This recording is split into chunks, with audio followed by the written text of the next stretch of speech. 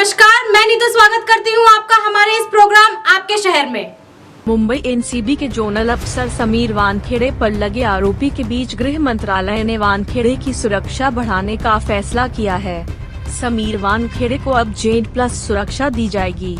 गृह मंत्रालय के इस फैसले पर शिवसेना नेता और राज्यसभा सांसद संजय राउत ने प्रतिक्रिया देते हुए कहा कि जो लोग महाराष्ट्र सरकार पर उंगली उठाते हैं उन्हें जेड+ सुरक्षा दी जाती है।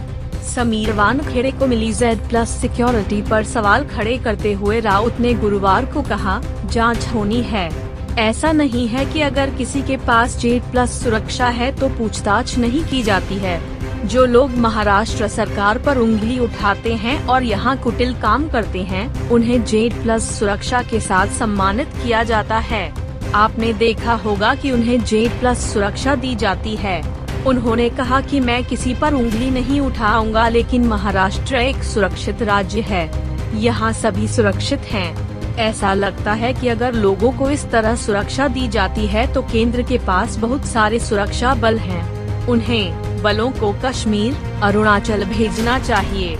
गौरतलब है कि एनसीपी नेता नवाब मलिक द्वारा समीर वानखेड़े की शादी और उनके धर्म को खड़े किए गए सवालों को लेकर विवाद खड़ा हो गया है। नवाब मलिक ने वानखेड़े की पहली शादी को लेकर भी आरोप लगाए हैं। एनसीपी नेता के आरोपों के बीच वानखेड़े के पिता ज्ञानदेव वानखेड़े और पत्नी क्रांति वानखेड़े ने परिवार की सुरक्षा को लेकर चिंता जाहिर की। इस विवाद को देखते हुए समीर वानखेड़े की सुरक्षा बढ़ा दी गई है। ब्यूरो रिपोर्ट, CFI समाचार। भारत एवं आसियान के बीच साझेदारी के 30वीं वर्षगांठ के अवसर पर साल 2022 को भारत आसियान मित्रता वर्ष के रूप में मनाया जाएगा। प्रधानमंत्री नरेंद्र मोदी ने भारत आसियान शिखर सम्मेलन को वर्चुअल माध्यम से संबोधित करते हुए यह घोषणा की। कोरोना के कारण लगातार दूसरे साल भी भारत आसियान शिखर सम्मेलन वर्चुअल माध्यम से आयोजित किया गया। इसकी अध्यक्षता आसियान के अध्यक्ष ब्रुनेई के सुल्तान हसन अल बोलकिया ने की। पीएम मोदी ने अपने संबोधन में कहा कि कोरोना के बावजूद हम आसियान भारत शिखर सम्मेलन को वर्चुअल रूप में ही सही इस परंपरा को बरकरार रखने में कामयाब रहे हैं। यह सही है कि कोरोना के कारण हम सभी को अनेक चुनौतियों से जूझना पड़ा, लेकिन यह चुनौतीपूर्ण समय भारत आसियान मित्रता की कसौटी भी रहा। कोविड के काल में हमारा आपसी सहयोग, आपसी संवेदना भविष्य में हमारे संबंधों को बल देते रहेंगे, हमारे लोगों के बीच सद्भावना का आधार रहेंगे। प्रधानमंत्री ने कहा कि इतिहास गवाह है कि भारत और आसियान के बीच हजारों साल से जीवंत संबंध रहे हैं। इनकी झलक हमारे साझा मूल्य, परंपराएं, भाषाएं, ग्रंथ, वास्तुकला, संस्कृति, खान पान हर जगह पर दिखते हैं और इसलिए आसियान की एकता और केंद्रीयता भारत के लिए सदैव एक महत्वपूर्ण प्राथमिकता रही है।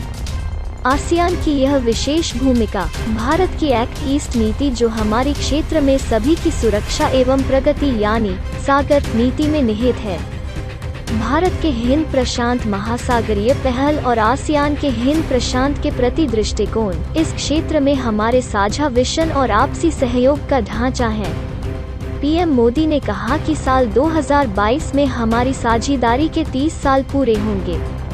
भारत भी अपनी आज़ादी के 75 साल पूरे करेगा। मुझे बहुत हर्ष है कि इस महत्वपूर्ण पड़ाव को हम आसियान भारत मित्रता वर्ष के रूप में मनाएंगे। भारत आगामी अध्यक्ष कंबोडिया और हमारे कंट्री समन्वयक सिंगापुर के साथ मिलकर आपसी संबंधों को और गहन बनाने के लिए प्रतिबद्ध है। ब्यूरो रिपोर्ट, CFI समाचार। तो आज के लिए बस इतना ही। इस तरह की और नई खबरों को जानने के लिए हमारे चैनल CFI समाचार को लाइक और शेयर जरूर करें। जी हाँ, कमेंट और सब्सक्राइब करना ना भूलें।